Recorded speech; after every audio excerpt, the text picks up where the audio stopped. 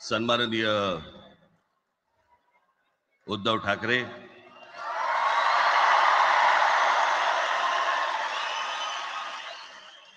आणि माझ्या जमलेल्या सर्व तमाम मराठी बांधवांनो, भगिनींनो आणि मातांनो,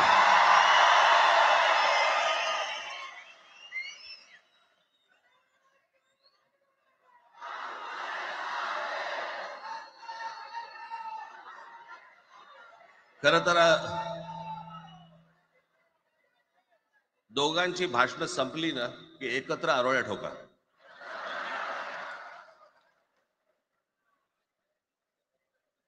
खरं तर आज मोर्चा निघायला पाहिजे होता.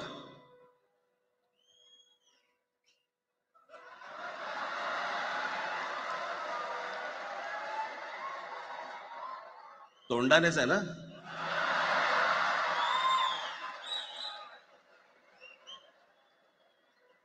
बस बस, मोर्चा खरं तर निघायला पाहिजे होता.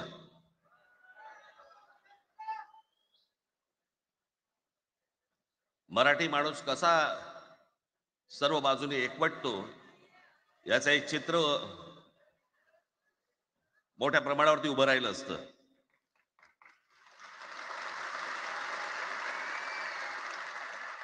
पण नुसत्या मोर्चाच्या चर्चेनेच माघार घ्यावी लागली.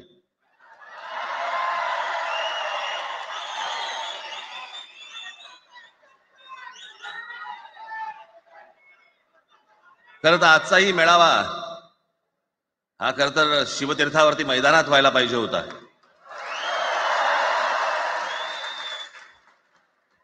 मैदान ओसंडून वाहिलं असतं अख्खं. पण पाऊस आहे, पावसामध्ये सगळ्या ठिकाणी अशा प्रकारचे काही जागा मिळत नाहीत फारशा मुंबईमध्ये, आणि म्हणून आज तुम्हाला सर्वांना इथे यावं लागलं. मी बाहेर जे उभे आहेत त्यांची मी दिलगिरी व्यक्त करतो की त्यांना आतमध्ये येता नाही आलं, परंतु आता काही स्क्रीनवरती आठवा.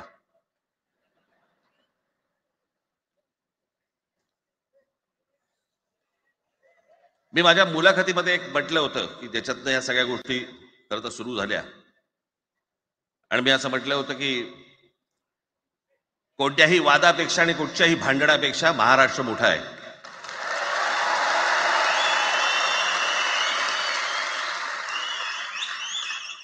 आज जवळपास 20 वर्षानंतर मी आणि उद्धव आम्ही एका व्यासपीठावरती आज येतो आहोत.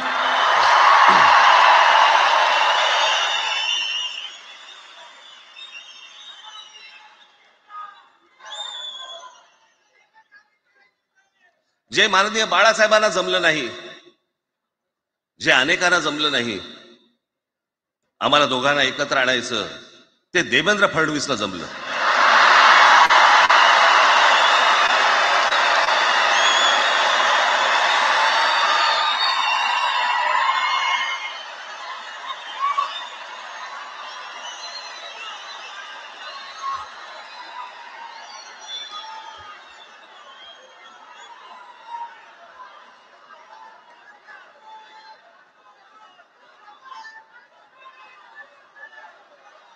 आता बऱ्याच सगळे चॅनल्सचे सगळे कॅमेरे तिकडे लागले, तिकडे लागले, इकडे लागलेत. आता संध्याकाळी सगळं सुरू होईल. आता काय वाटतं, काय दोघांची बॉडी लँग्वेज कशी होती?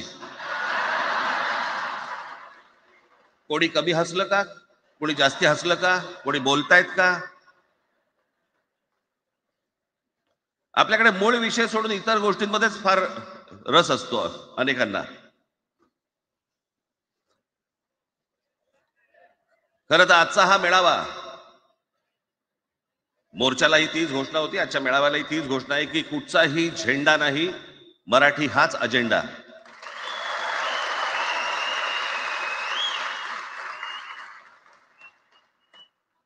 माझ्या मराठीकडे, माझ्या महाराष्ट्राकडे वेडावाकड्या नजरेने पाहायचं नाही कोणी.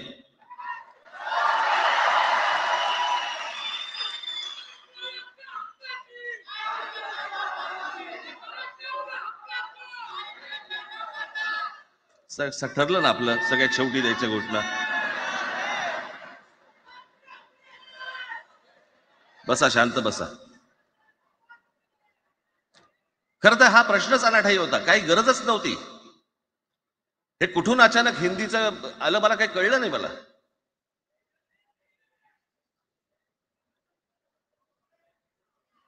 आणि हिंदी कशासाठी हिंदी, कोणासाठी हिंदी? त्या लहान लहान मुलांवरती जबरदस्ती करताय तुम्ही.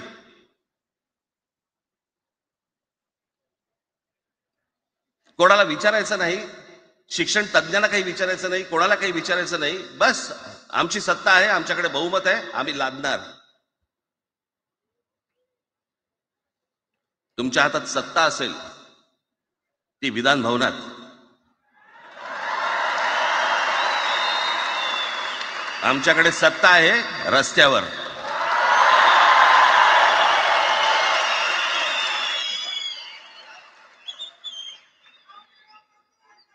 एक पत्र लिहिलं, 2 पत्र लिहिली, नंतर ते दादा भुसे माझ्याकडे आले. मला म्हणाले की आम्ही काय म्हणतो एवढं समजून तर घ्या, एवढं काय म्हणतो एवढं ऐकून तर घ्या. म्हटलं दादा तुम्हाला एक गोष्ट सांगतो, तुम्ही काय सांगता ते ऐकून घेईन पण ऐकणार नाही.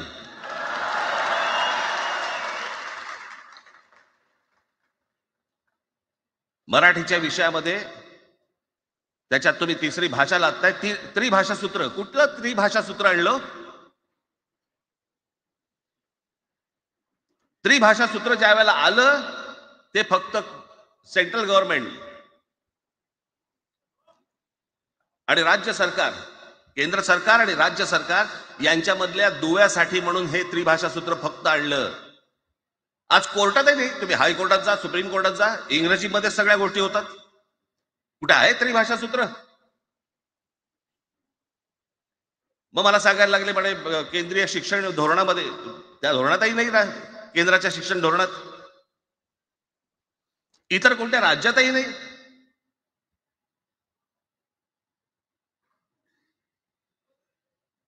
महाराष्ट्रात प्रयोग करून पाहिला तरी दक्षिणेची राज्य तर हिंग लावून विचारत नाही त्यांना.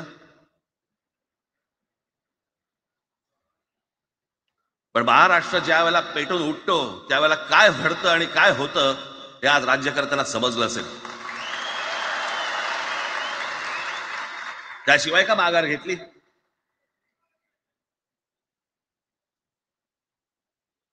विनाकारण आणलेला विषय होता.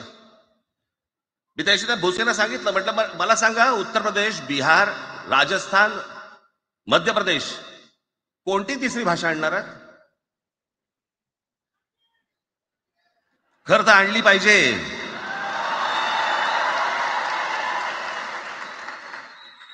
एक गंमत बघा, हिंदी भाषिक राज्य आहेत ती आर्थिकदृष्ट्या मागास, आणि हिंदी न बोलणारी जी राज्य आहेत ती आर्थिकदृष्ट्या प्रगत, आणि वर आम्ही हिंदी शिकायचं. यांना हिंदीतून राज्य नाही सांभाळता आली, यांना राज्यांचा विकास नाही करता आला. जे हिंदी बोलत नाहीत त्या राज्यांमध्ये, हिंदी बोलत असलेल्या राज्यांमधनं नोकरी धंद्यासाठी लोक इकडे येत आहेत आणि हे म्हणतात हिंदी शिका. कोणासाठी शिकायचं? 5वी नंतर काय हिंदी चित्रपट सृष्टीमध्ये जाणार आहेत पोरगा? कोणासाठी शिकायचं? हिंदी भाषेबद्दल मला वाईट नाही वाटत, भाषा कोणतीही श्रेष्ठच असते, उत्तमच असते. मग ती मराठी असेल, गुजराती असेल, तामिळ असेल, पंजाबी असेल, बंगाली असेल, हिंदी असेल, अजून कुठचीही असेल. एक भाषा उभी करायला खूप प्रचंड तपश्चर्या लागते, खूप लोकांची मेहनत असते. एक लिपी उभी करायला खूप प्रचंड ताकद लागते.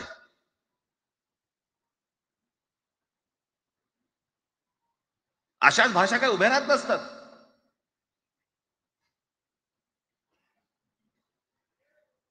आणि या भाषेचं नवीन कुठून आणलं? त्याशी ते अमित शहा म्हणाले ज्याला इंग्रजी येतं त्याला पुढे म्हणे लाज वाटेल, म्हणे मला इंग्रजी येतं. अरे तुम्हाला नाही येत?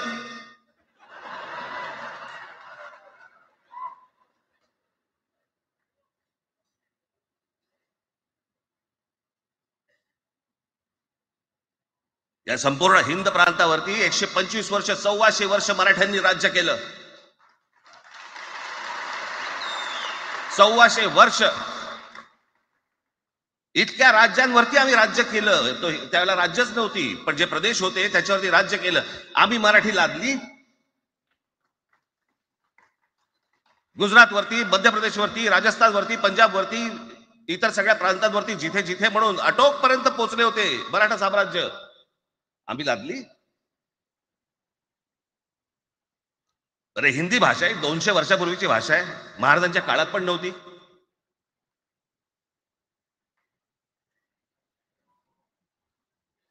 कशासाठी आणि कोणासाठी आणि काय करायचंय नेमकं?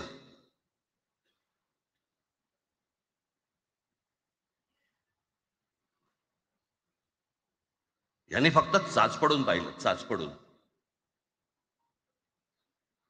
मुंबई स्वतंत्र करता येते का याच्यासाठी अगोदर जरा थोडस भाषेला डिवचून बघू.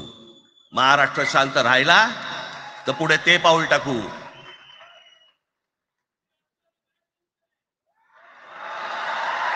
कोणाची माय व्हॅली आहे त्यांनी महाराष्ट्राला हात घालून दाखवावं, मुंबईला हात घालून दाखवावं.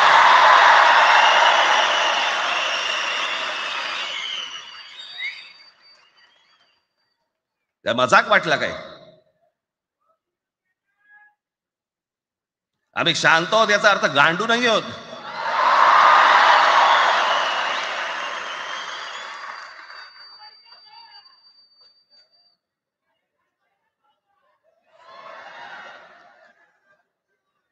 काही अंगावरती लादायचा प्रयत्न करतात आणि मग आता माघार घेतली ना, मग माघार घेतली त्याचं काय करायचं? मग वेगळ्या ठिकाणी वळवा सगळं प्रकरण, वेगळ्या ठिकाणी. म्हणजे कुठे? ठाकरेंची मुलं इंग्रजी मीडियम मध्ये शिकली, बरं, मग पुढे? म्हणजे दादा भुसे मराठी मीडियम मध्ये शिकून शिक्षण मंत्री झाले, देवेंद्र फडणवीस इंग्रजी मीडियम मध्ये शिकून मुख्यमंत्री झाले. कुठे काय शिकले याचा काय संबंध?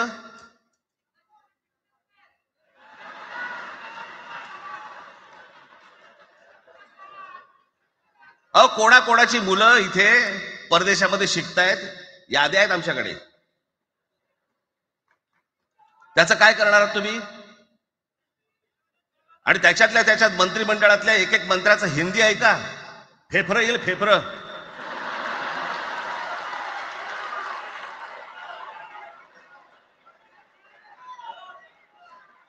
हे असले प्रश्न महाराष्ट्रात विचारले जातात. आता मी तुम्हाला अजून एक गोष्ट सांगतो.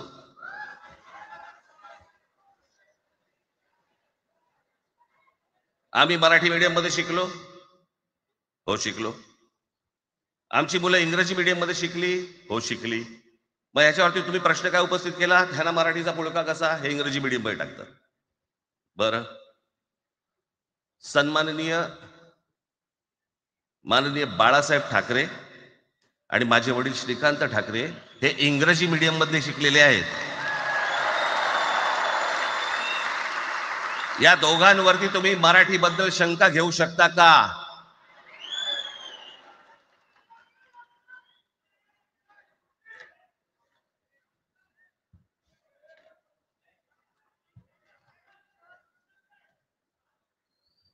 Lalkrishna Advani saint Patrick high school Christian missionary school मध्ये शिकले. हिंदुत्वावर शंका घेऊ का त्यांच्या? कॉन्व्हेंट स्कूल मध्ये शिकलेले आहेत अडवाणी. दक्षिण भारतामध्ये बघा,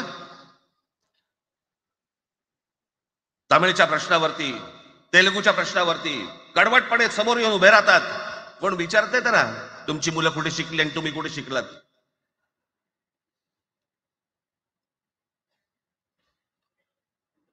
उद्या मी हिब्रू भाषेत शिकीन आणि मराठीपणाचा कडवट अभिमान बाळगीन, काय प्रॉब्लेम आहे?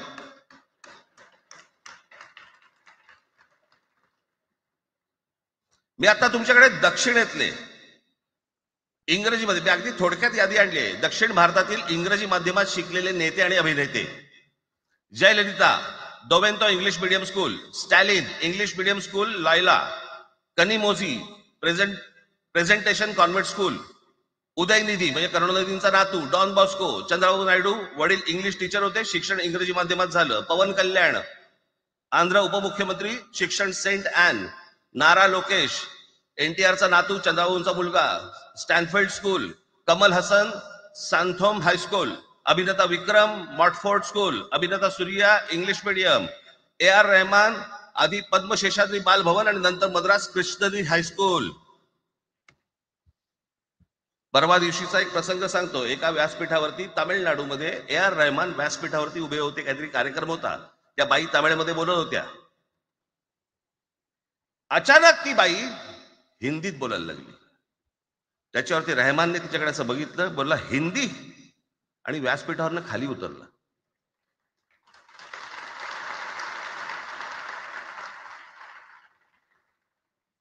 तुमचा कडवटपणा हे तुम्ही शिक्षण कुठे घेतले याच्यावरती नसतो, तो कडवटपणा तुमच्या आतमध्ये असावा लागतो. म्हणजे बाळासाहेब इंग्रजी मीडियम मध्ये शिकले, इंग्रजी वर्तमानपत्रामध्ये व्यंगचित्र काढायचे, पण मराठीचा अभिमान याच्या बाबतीत कधी तडजोड नाही केली.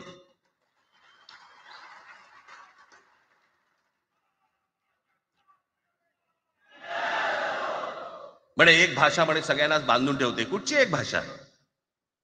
आजपर्यंत काय वाकडं झालं? म्हणजे आपल्या संरक्षण खात्यामध्ये घ्या, आपल्या संरक्षण खात्यामध्ये जेवढी रेजिमेंट्स आहेत, मी फक्त तुम्हाला नावं वाचून दाखवतो. मद्रास रेजिमेंट आहे, राजपुताना रायफल्स आहे, राजपूत रेजिमेंट आहे, डोगरा रेजिमेंट आहे, सिख रेजिमेंट आहे, जाट रेजिमेंट आहे, पॅराशूट रेजिमेंट आहे, पंजाब रेजिमेंट आहे, ग्रेनेडियर्स आहेत, सिख लाईट इन्फंट्री आहे, मराठा लाईट इन्फंट्री आहे, गडवाल रायफल्स आहे, कुमाऊ रेजिमेंट आहे, आसाम रेजिमेंट आहे, बिहार रेजिमेंट आहे, महार रेजिमेंट आहे, जम्मू काश्मीर रायफल्स आहे, जम्मू आणि काश्मीर लाईट इन्फंट्री आहे, नागा रेजिमेंट आहे, गोरखा रायफल्स आहे, गोरखा रायफल्स आहे, त्याच्यानंतर तुमचं लडाख स्काउट्स आहे, अरुणाचल स्काउट्स आहे, सिक्कीम स्काउट्स आहे. इतक्या राज्यांच्या आज आपल्या संरक्षण खात्यामध्ये लोक आहेत आणि इतक्या रेजिमेंट्स आहेत. शत्रू दिसला की एकत्र तुटून पडतात ना. भाषेचा प्रश्न येतो कुठे?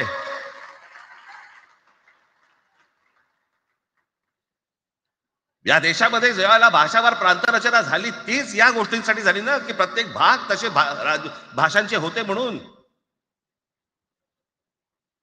मग या सगळ्या गोष्टी का सुरू केल्यात तुम्ही? कशासाठी सुरू केल्यात? काय याच्या मागचं राजकारण? आत्ता सांगून ठेवतो. आज तुम्ही सगळेजण मराठी म्हणून एकत्र आलात. आज महाराष्ट्रामधला तमाम मराठी आज मराठी म्हणून एकत्र आला. टाळ्या वाजू नका. मी काय सांगतोय नीट ऐका. याचा पुढचं राजकारण ह्यांचं पुन्हा तुम्हाला जातीमध्ये विभागायला सुरुवात करतील. पुन्हा हे जातीचं कार्ड खेळायला सुरुवात करणार. मराठी म्हणून तुम्हाला कधी एकत्र येऊ देणार नाहीत. हे जातीपातीमध्ये विभागायला सुरुवात करतील. आता हे सुरू केलं. काल कोणाच्या ते व्यापाऱ्याच्या कानफडीत मारली मीरा भाईंदरला. त्याच्या काही इथे लिहिलं होतं काय गुजराती?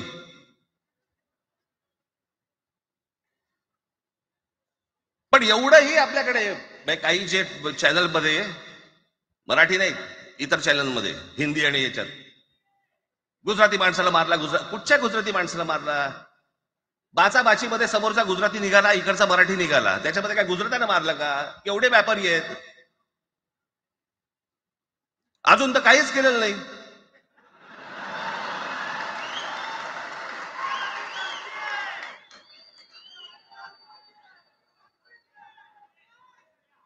अर्थात त्यांना मराठी आली पाहिजे याच्याबद्दल वाद नाही. विनाकारण उठसूट काही मारामारी करायची गरज नाही आणि मारायची गरज नाही. पण जर जास्ती नाटकं केली तर कानाखाली आवाज काढलाच पाहिजे तुम्ही. पण चूक त्यांची असली पाहिजे. आणि एका गोष्टीचं लक्षात ठेवा, अशी कधी गोष्ट कराल त्याची व्हिडिओ काढू नका.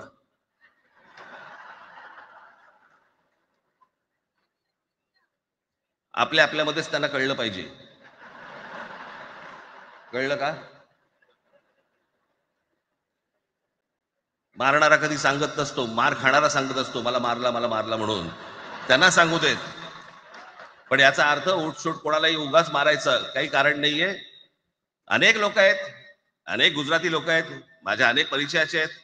माझे एक मित्र आहेत नयन शहा म्हणून, त्याला मी गुजराठी म्हणतो. तुमचा विश्वास बसणार नाही इतकं अप्रतिम मराठी तर बोलतोच, विनोदाचंही अंग आहे.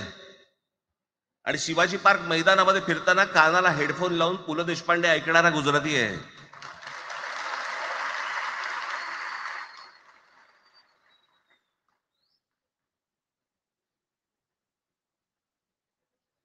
मी मगाशी तुम्हाला सांगितलं की हे मराठीचं बाळकडू, आमच्यासाठी ते बाळकडूच होतं.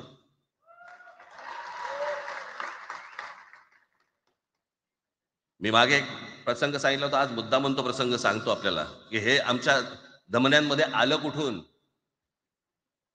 मी एवढा महाराष्ट्रासाठी मराठीसाठी कडवट का झालो.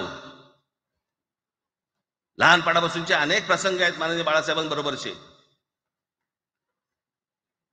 पण मी एक प्रसंग कधीही विसरणार नाही.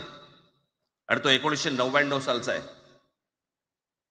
त्या 1999 साली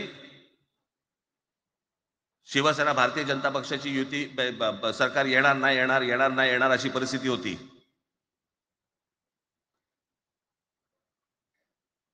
पवार साहेब त्यावेळेला त्यांनी राष्ट्रवादी काँग्रेस पक्ष स्थापन केला होता. वेगवेगळे लढले होते. आणि मग सगळ्या त्या वादामध्ये, शिवसेना भारतीय जनता पक्षाच्या त्या वादामध्ये काहीच होईना. दिवसामागून दिवस चाललेत, परंतु काही होईना. एके दिवशी मी मातोश्रीला खाली बसलो होतो, दुपारची वेळ होती. अचानक 2 गाड्या लागल्या. साधारणपणे 3:30-4 वगैरे वाजले असते. ते जरा वेळेला नाव विसरतो मी, कोणाचं कोणतो जावडेकर, प्रकाश जावडेकर आणि काही मंडळी आली. मला म्हणाले, राज बाळासाहेबांना अर्जंट भेटायचंय. म्हटलं आता ते भेटणार नाही, म्हटलं ती त्यांची झोपायची वेळ आहे. नाही म्हणे अर्जंट आहे.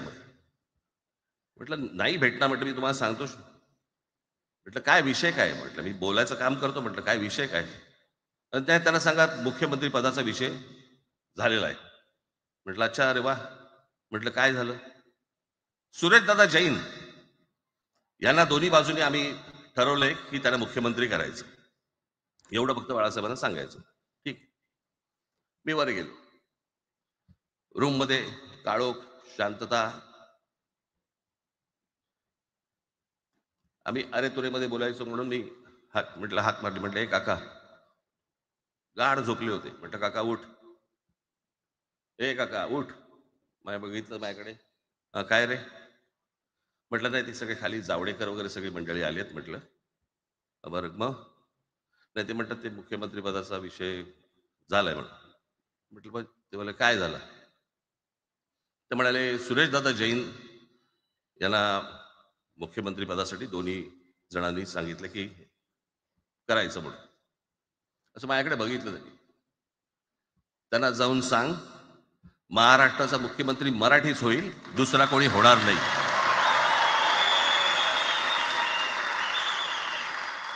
मराठी या एका विषयासाठी मला तिकडे कळलं की या माणसाने सत्तेवर लाथ मारली.